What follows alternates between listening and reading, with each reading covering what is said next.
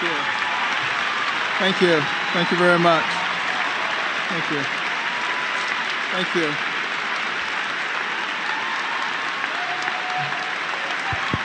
Thank you very much. Thank you.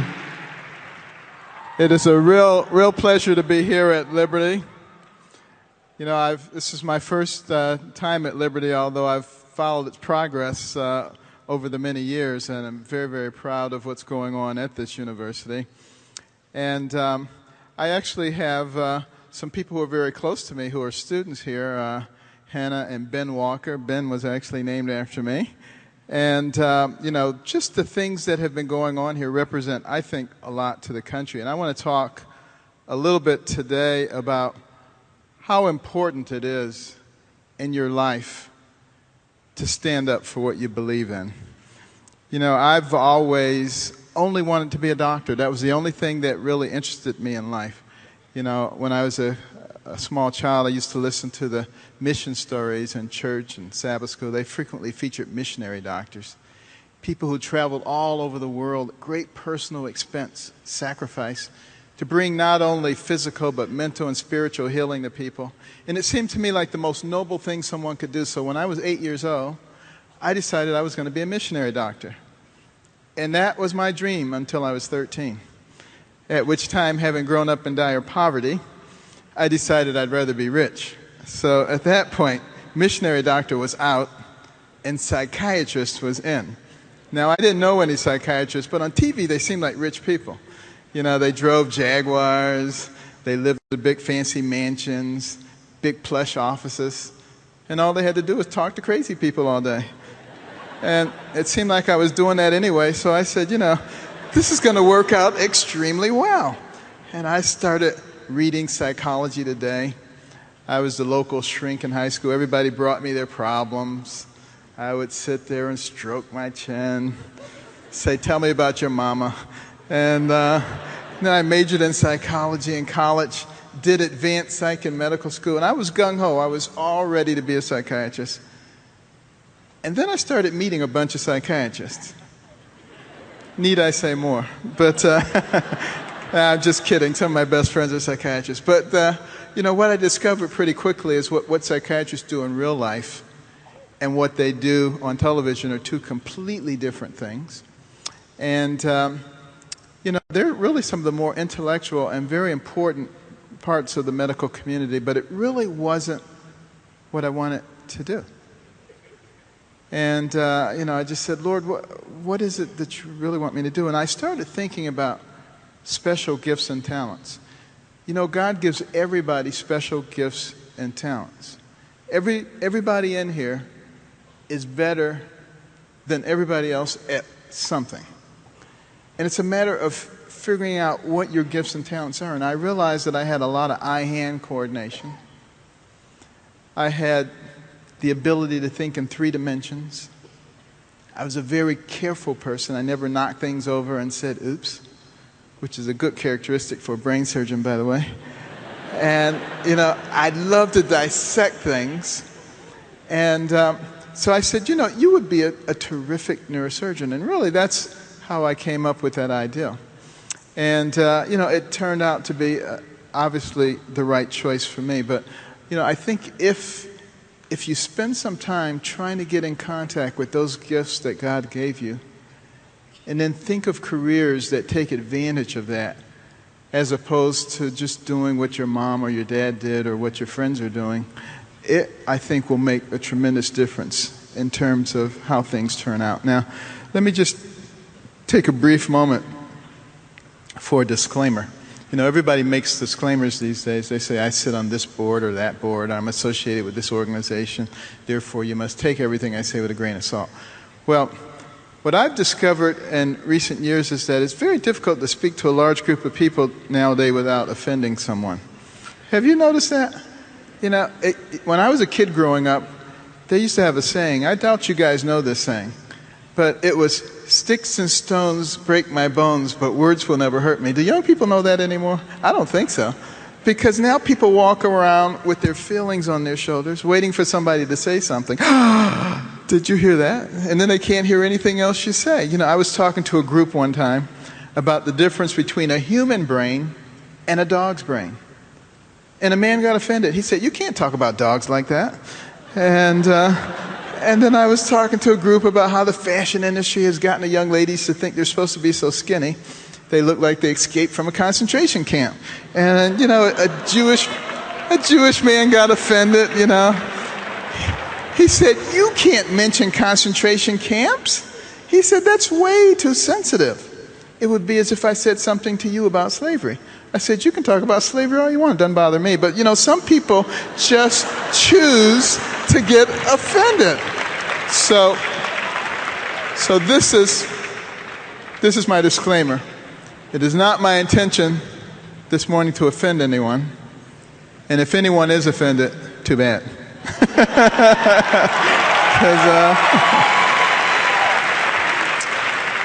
Because I got to tell you, I do not believe in political correctness. And in fact, I believe that it is a highly destructive force that is threatening to destroy our nation. And a lot of the people who founded this nation came here trying to escape from people who told them what they could say and what they could think. And here we are reintroducing it through the back door. And really the emphasis should not be on unanimity of speech or unanimity of thought. The emphasis should be on learning how to be respectful of people you disagree. And if we can ever learn that, I think we will be on our way to having a much stronger nation. And this is something that we clearly are going to have to convey to the people who supposedly run this nation, who seem to have no concept of it whatsoever. Well, at any rate, there I was. I wanted to be a doctor, but I wasn't a particularly good student. My parents got divorced early on, and my mother only had a third grade education. She worked very hard, 2 or 3 jobs at a time as a domestic, cleaning other people's houses, because she didn't want to be on welfare, because she was very observant, and she noticed no one she ever saw go on welfare came off of it, and so she didn't want to go on it in the first place. And she had a very difficult life. Discovered, after getting married at age 13 and moving to Tennessee with her husband to Detroit, some years later she discovered he was a bigamist. And I remember telling that story at the University of Utah at graduation. Nobody thought it was that strange. But see, that probably offended somebody. But with all the things that happened in her life, she never felt sorry for herself. And I think that was a good thing. The problem is she never felt sorry for us either. So there was never any excuse we could give that was good enough. She would always say, "Do you have a brain?" And if the answer to that was yes, then she would say, "Well, it really doesn't matter what John or Mary or Susan or Robert or anybody else did. You could have thought your way out of it." And when people don't accept your excuses, pretty soon you stop looking for excuses and you start looking for solutions. And I think it makes all the difference in the world. Well, at any rate, I was a terrible student, probably the worst student you can ever imagine. In fact, my nickname was Dummy. That's what everybody called me. And they enjoyed the fact that I was in the classroom, though. And the reason is because I was what's called the safety net. You never had to worry about getting the lowest mark on a test as long as I was there. And, I just kind of gave up on myself. I really didn't think that I was very smart. And fortunately, my mother would not give up. And she prayed and she asked God to give her wisdom to know what to do. How could she get her young sons to understand the importance of intellectual development? You know what? God gave her the wisdom.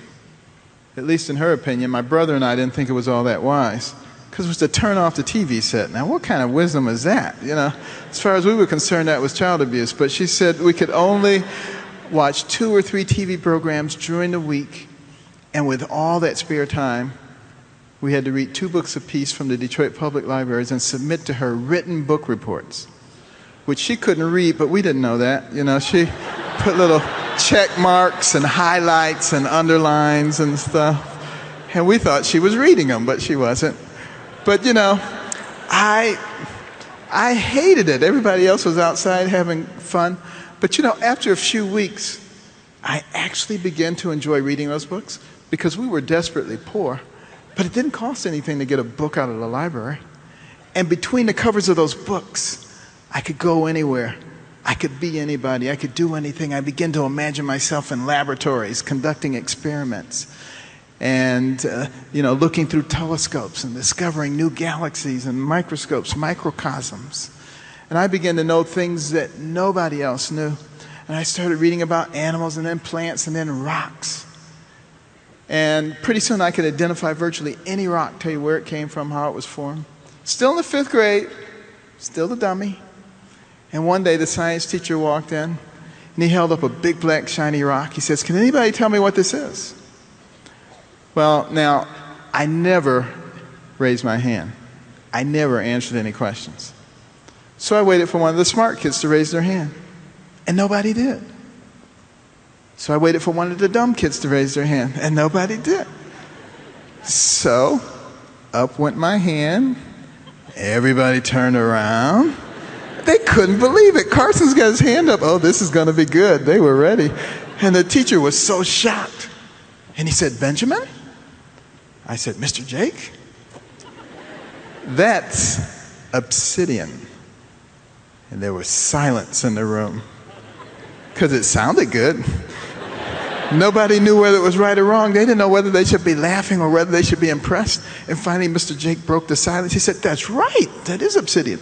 And I said, obsidian is formed after a volcanic eruption, and the lava flows down, it hits the water, there's a supercooling process, elements coalesce, the air forces out, the surface glazes over. They were all staring at me. They could not believe all this geological information spewing forth from the mouth of the dummy. But I was perhaps the most amazed person because it dawned on me at that moment that I was no dummy at all.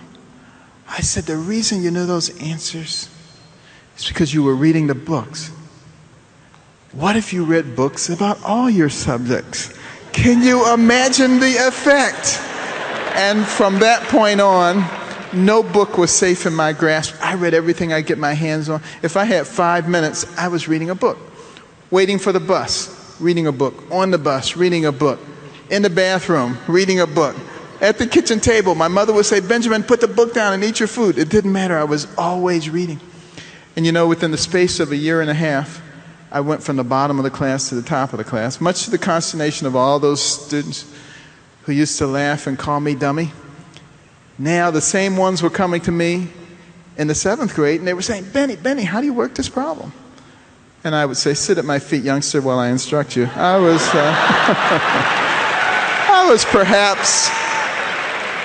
was perhaps a little obnoxious, but it sure felt good to say that to those turkeys. But, the fact of the matter is, I had the same brain, but just a very different outlook. And when you think about it, you think about the brain that God has given you. We were made in His image, and He's no dummy. Your brain has billions and billions of neurons, hundreds of billions of interconnections. It can process more than 2 million bits of information in 1 second. It doesn't forget anything you've ever seen or anything you've ever heard, which is why it's important to make sure you don't put the wrong things in there, because they always will impact upon you, subconsciously and consciously. But to give you some idea of how complex your brain is, how many of you remember your birthday? Let me just see your hand. I think it's unanimous. Now, what did your brain have to do for you to respond to that question almost instantly?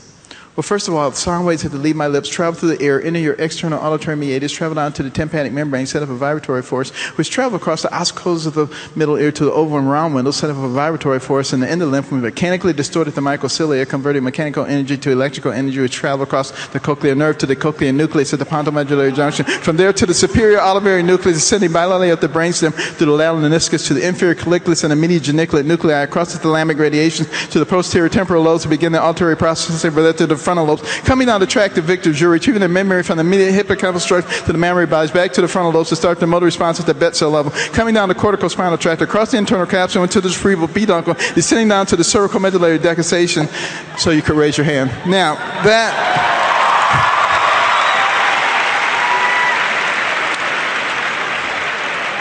that's a simplified version. Now, see how many rap singers can do that. But you know, if your brain can do all that, and you barely even have to think about it, what is your brain capable of if you actually put your mind to something? It really is quite daunting when you stop to think about it. And you know, our nation right now is in a bit of trouble intellectually because people don't think. People are not knowledgeable.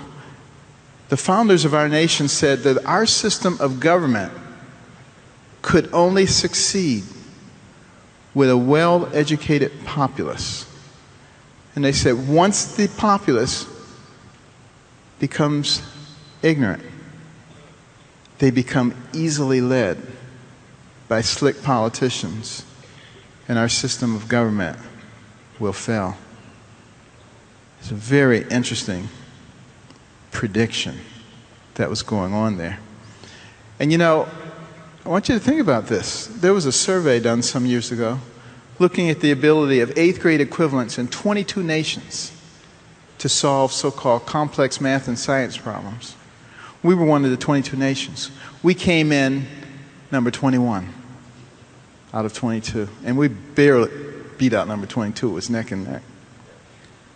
Couple that with the fact that we produce only 70,000 engineers a year in this country, 40% of whom are foreigners. China produces 400,000 engineers a year. 30% of people who enter high school in this country do not graduate from high school. And this is the information age. This is the age of technology. So you can see we have a very significant problem. And it wasn't always like that. You know, in 1831, when Alexis de Tocqueville came to America to study our nation, because Europeans were fascinated. How could a nation barely 50 years old already be competing with all the powers of Europe on virtually every level? That is unheard of. He wanted to know what was going on. In addition to studying the way the government worked, he said, let me look at their educational system. He was flabbergasted to recognize that anybody finishing the 2nd grade was completely literate. He could go out and find a mountain man, and the guy could read the newspaper and have a political discussion with him. Knew how the government worked. He'd never seen anything like that. You really want to be impressed, and you'll find this in our new book, America the Beautiful. 6th grade exit exam from the middle 1800s. I doubt that most college graduates today could pass that exam. You look at it when you read that chapter, see if you can pass those questions. We need to double down on the academic standards and not allow ourselves to be lulled into a sense of false security. It is extraordinarily important. But you know, the other thing that Alexis de Tocqueville saw that really impressed him, he said in their public education system in America, they teach values. They teach right and wrong. They have Bibles in their classroom. And he felt that that was really the key to America's power. And he concluded his 2-volume set by saying, America is great because America is good. And if America ever ceases to be good, she will cease to be great. And I think he was very prophetic. And the reason I bring that up to you young people is because it is so important in the world in which we live, where secularism has such a loud microphone, that you stand up for what you believe in. You can't just let them have the microphone all the time and do things the way they want. You know, we've reached a point in this nation where people hesitate to say Merry Christmas. How did we allow ourselves to get to that point? And if we continue down that pathway, the rights will be encroached upon further and further. And soon, our nation will not be recognized as a free nation. And it's going to require courage for people to stand up and be counted. You know, and people ask me all the time, you're a man of science. How can you be a man of science and a man of faith at the same time? I don't think the two are incompatible at all. You know, people say, yeah, but you actually believe in God and that He created things? You know, you can't believe that as a scientist. You know, I've had public debates, you know, with Don Johanson, the guy who discovered the missing link, Richard Dawkins, you probably know who he is, The God Delusion he wrote. And he thinks anybody of faith can't possibly be a person of science. And as we were, you know, debating evolution, I concluded by saying, okay, well, let's agree on one thing. I came from God and you came from a monkey. I said, no problem. But the fact of the matter is, you know, people who believe that, they have to believe it on faith. And I think it actually requires more faith than it takes to believe in God. You know, when you stop and you think about our solar system, how precise our solar system is. Now, you can predict 70 years hence when a comet is coming because of the incredible order that we see. And yet, they want to say there was a big bang and all of it just came perfectly into order. The same people believe in the second law of thermodynamics, entropy, which says things move toward a state of disorganization. So now how can you have both?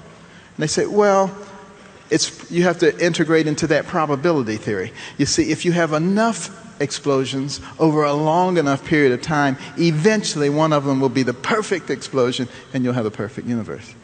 And I said, so you're telling me that if I blow a hurricane through a junkyard enough times, eventually at the end of one of those hurricanes there'll be a 747 fully loaded and ready to fly?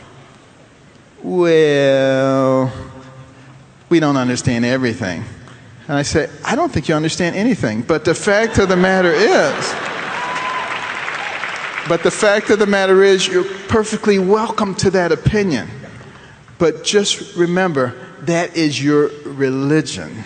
That is what you believe by faith, just like I choose to believe in God by faith. So don't allow anybody to denigrate your faith just because they claim to be a scientist, because I can guarantee you there are a lot of arguments against what they believe. Well, at any rate, you would have thought that once I got on the track academically, life was going to be great for me. Wrong. You see, I had this terrible temper. And I was one of those people who thought they had a lot of rights. If you know anybody like that, you know somebody who gets angry a lot. Once a fellow hit me with a pebble. It didn't hurt, but I was incensed that he would dare hit me. I picked up a large rock, hurled it at his face, broke his glasses, almost put his eye out.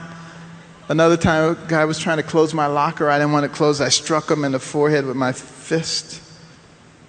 Unfortunately, the lock was still in my hand, put a 3-inch gash in his forehead. My mother was trying to get me to wear something. I didn't want to wear it. I picked up a hammer, went to hit her in the head with it. Fortunately, my brother caught it from behind. Other than that, I was a pretty good kid. But you can see how that temper could get you in a lot of trouble. And another youngster angered me. And if you saw how many of you saw the movie Gifted Hands? Anybody see that movie? Okay, several of you then. Well, in the scene that was depicted, another teenager angered me, and I took a large camping knife, tried to stab him in the abdomen with it. And fortunately, under his clothing, he had on a large metal belt buckle. And the knife blade struck it with such force that it broke. And he fled in terror, but I was more terrified than he was, and I ran into the bathroom, locked myself in, and I started contemplating my life. And I realized that he had not had that belt buckle on, he would have been killed or seriously injured. I'd been on my way to jail or reform school. And I said, there's no way I'm going to realize my dream of becoming a doctor with this kind of temper. I said, Lord, you got to take it away from me. I can't do it myself. And there was a Bible in the bathroom, and I picked it up, opened it to the book of Proverbs, and there were all these verses about anger. Like Proverbs 19:19, it says, there's no point getting an angry man out of trouble because he's just going to get right back into it. But there were encouraging verses like Proverbs 16:32, mightier is the man who can control his temper than the man who can conquer a city. And it seems like they were all written just for me. And I stayed in that bathroom for 3 hours reading and contemplating and praying. And I came to an understanding that to lash out at somebody, to punch somebody in the nose was not a sign of strength. It was a sign of weakness. It meant that you could be controlled by the environment and by other people. And I also understood that if you step out of the center of the circle so that everything is not about you, then you're not likely to be angry. You see, people who are angry all the time are selfish people. He took my thing. He's in my space. He's in my lane. It's always about me and about mine. And when you learn to shed that, it goes away. And when I came out of that bathroom after 3 hours, that temper was gone. And I've never had another problem with it since that day. And some people say, you just learn how to cover it up. But no, I've got to tell you something.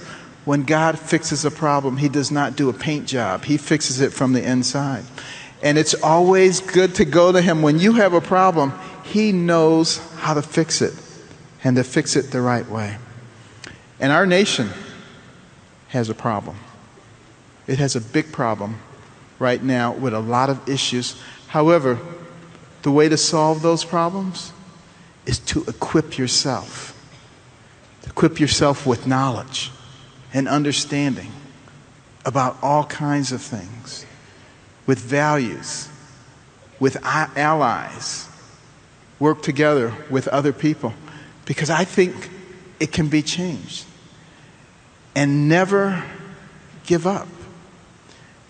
And don't let people tell you that you can't talk about God. You know, we have a slogan in the Carson Scholars Fund called Think Big. Each one of the letters means something special. The G is for God.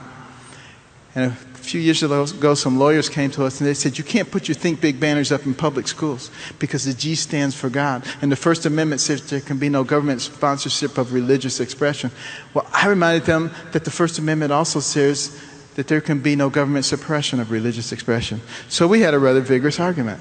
And I suggested that we resolve it at the level of the Supreme Court, which seems like a bold and reckless statement, but it really wasn't, because I knew the next week I was going to the Supreme Court to receive the Jefferson Award.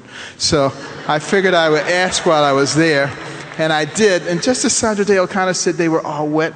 And of course, that was no violation of separation of church and state. And we just have to be bold about those things, and we have to be persistent. And I want to close with a story of persistence. The flag. Every time I see our flag, I think about this. During the War of 1812, the British came back. They were marching up the eastern seaboard, destroying city after city. They burnt down Washington, D.C. They burnt down the White House. They were going to make us a colony again.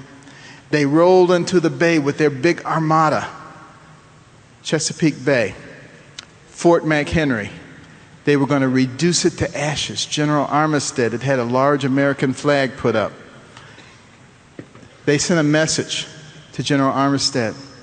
Take that flag down, and we will stop the bombardment. As long as you leave that flag up, we will continue to bombard you. You will be dust.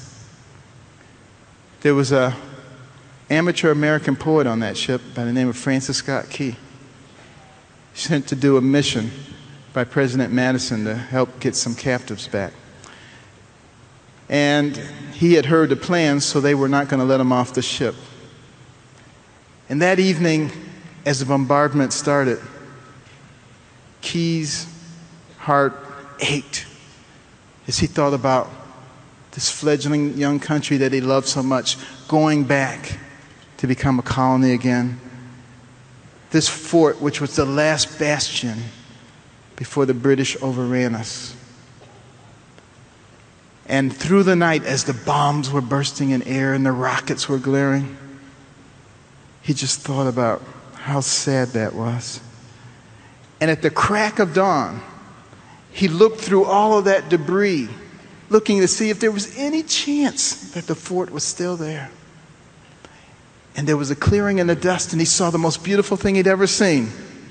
The torn and tattered stars and stripes were still waving. And that was the beginning of the turning of the tide in the war in 1812, which we eventually won. And if you were to go onto the grounds of Fort McHenry that day, you would have seen at the base of that flag many American soldiers dead who had died holding that flag up. They would not let that flag go down. That's the kind of attitude, the kind of persistence that has created and that will continue to maintain one nation under God, indivisible, with liberty and justice for all. Thank you, and God bless.